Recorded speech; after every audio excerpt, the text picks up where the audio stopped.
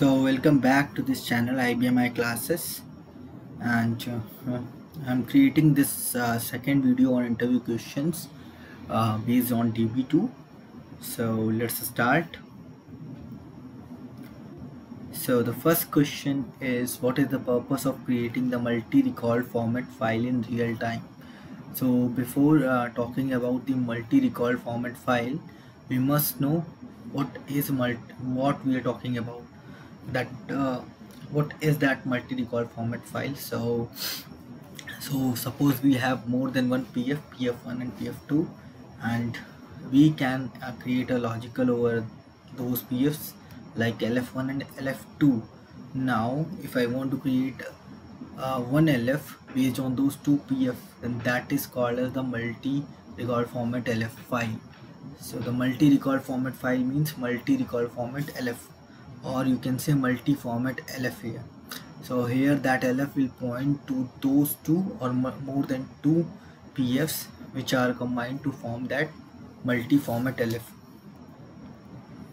So which combine more than one pf record format, only one file definition required in program. So now why we use this multi-format lf in program? Actually, suppose there are more than two, three or four files, and we require data from all those files to be fetched, and then in that scenario we need to fetch or apply the read loops in our program multiple times. So in case in future, if any more than suppose one more file gets added to your requirement, and you just want that from one more file the data should become and read to your program, then in that case you again need to read that file in your program or apply the loops or something like anything. Then that is a very that makes your program complex, or it will increase the number of reads or loops in your program.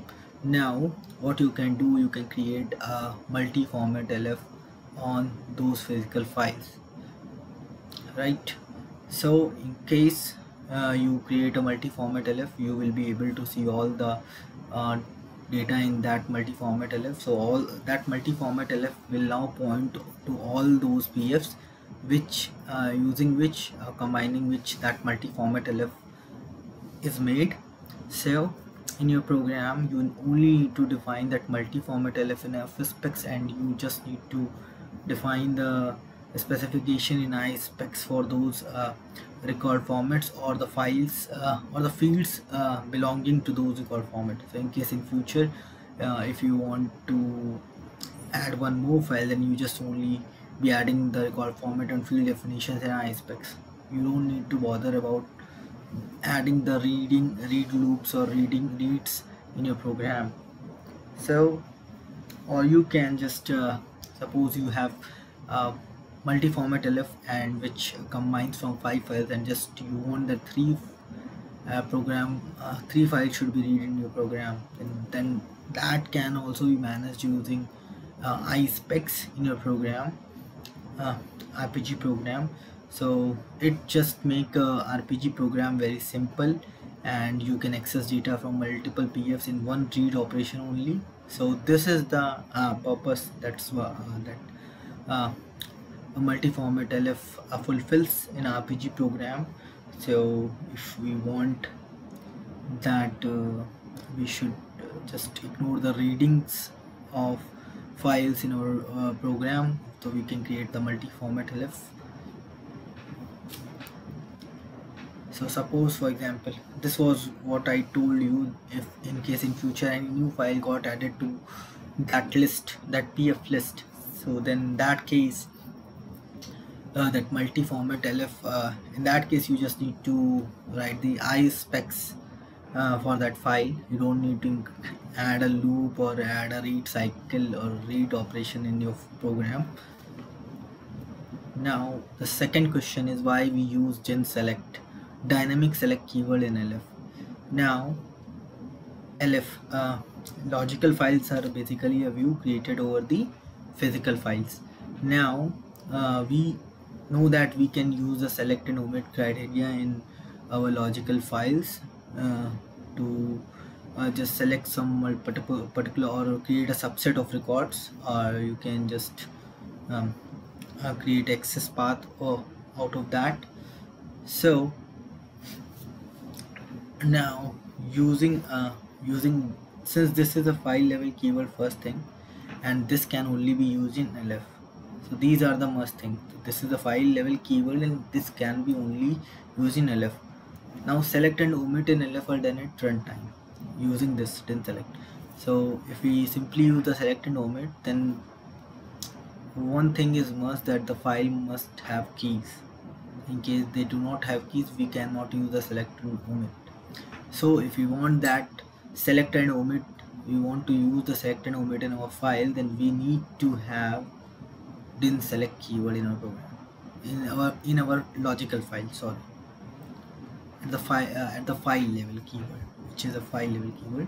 So select and omit in LF are done at runtime. So what is that runtime means? Now suppose for example you are reading, you have specified the select and omit in a simple logical file, then the data will be filtered based on that, and then whenever you are reading that file, you will be only getting those records as an input. You are reading those as an input which are selected out of that criteria, select omit criteria, and you are processing the records.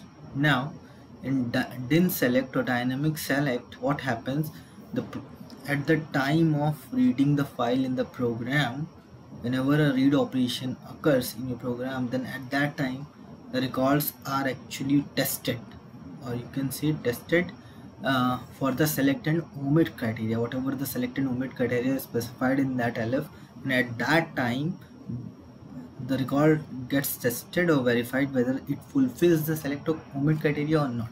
So if it not fulfills, so those records will be skipped. But in this case, using didn't select, all the records will be you can say read it or read at the runtime, or read at the runtime, or select or omit at the runtime. So in this case there is no requirement of the access path and creation at first. Now why we use, where we use this? So LF with no key, I already told. If in case LF is having no key and we want to use the select and omit criteria, then we can specify it in select. If you don't want to maintain the access path, right? So in this case all the records are readed, or you can say processed, and they checked with tested for the select or omit criteria, whether they fulfill the select or omit criteria or not, and then they will be passed for the processing to the program, else skipped. Now third question is, what is the purpose of allow null keyword? So this keyword is basically for physical files basically. Now we have physical files and tables right now, since we are modernizing our databases, so we are having the tables as well. Now for example, no, not for example, suppose a case, there is a table and there is a PF, and we are creating a simple PF, and we are not using the allow null keyword there for any field. And in the creation, at the time of creation of table, using create table command in SQL, then we are creating the fields and we are not mentioning anything like not null there. So there the words clauses are not null. Here is allow null. Now if we are not mentioning that not null there, then the default values for the tables is null. So we can enter, or we can input the null values to those fields if we are creating a table and we are not specifying the not null keyword. So the same is the case with the PF. If you are not specifying this keyword, then the default fields cannot allow null. means they are just opposite, table and this one. So in table we need to specify not null, so the default would be field would be created and they allow the null in case of table, and in case of PF default field would not allow the null values. So this is the difference. Now in case we specify the allow null for the field, so it will allow the null values to be accepted for that field. So this is the field level keyword used in only PF, used with a field to allow null value. Table default is null, default fields not null. This one. For table default is null, so for PF the default fields are not null. Now the question 4 is, what is the use of multi-member PF in real time? So now first of all, what is there is a physical file where we store the data. Now first and the very basic thing is, when we create a PF, then there is a member added to that PF with the same name. So we can either change the name of that member at the time of creating the PF using create PF command. So every PF has a single member, so that is not known as multi-member PF. They are single member PF basically. Now suppose we want a physical file having more than one member, then that PF is called as multi-member file. So by default one member, so member with same name, we can change the member name at file creation time. So in case if we have no member, suppose the member was deleted anyhow, so we cannot store the data in PF. So for multi-member PF, more than one member, so we will be using the add PFM command to add another member to the multi-member PF, or we can say PF. So if we add multiple members to the PF, that is called as multi-member PF. So how or when we can add suppose we are creating the PF and we didn't specify the max MBRD param keyword as more than one. So by default that is set as 1. So either we can set it more than 1 or star no max in create command of PF, create PF.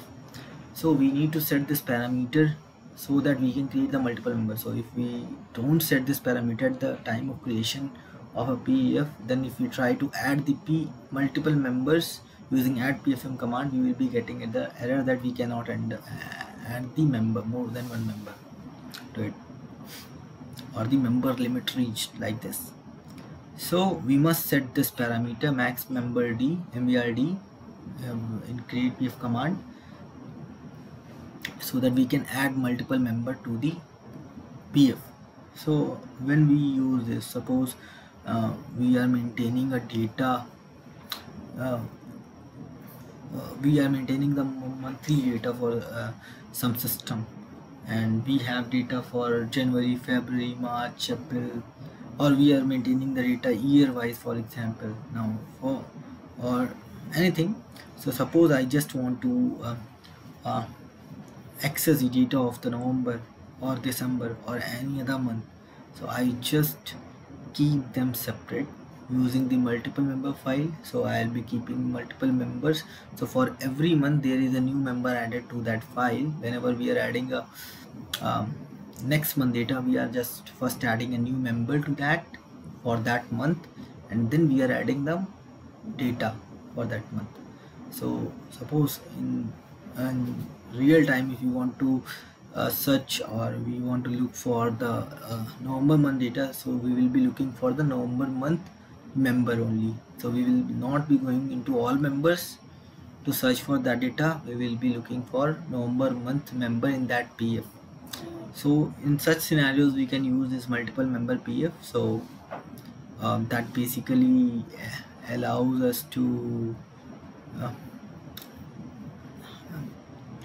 read that PF log, allow us to having logged that PF once, and we can access all those members of that PF using various methods in our RPG program or serial program using OVERT, ABF, EXT, MBR, like these things. I already created the many videos on this multi-member PF in my channel, so you can just check my channel for the multi-member PF videos. There you will be getting uh, so many videos on this. So I'll just come forward. The next question is how to get updated rows count after executing update statement. So we just actually know when we execute the update statement, for example, update this table, set this row as this, where, for example, there is a where clause and we are checking a particular condition where age is greater than 30. So suppose we have updated n number of rows, so I just want to know those n number of rows which get updated after the execution of a particular statement in SQL. So there is a way, so there is a variable SQLERRD field, variable field in SQLCA, SQL communication area. SQL communication area basically is a collection of SQL variables.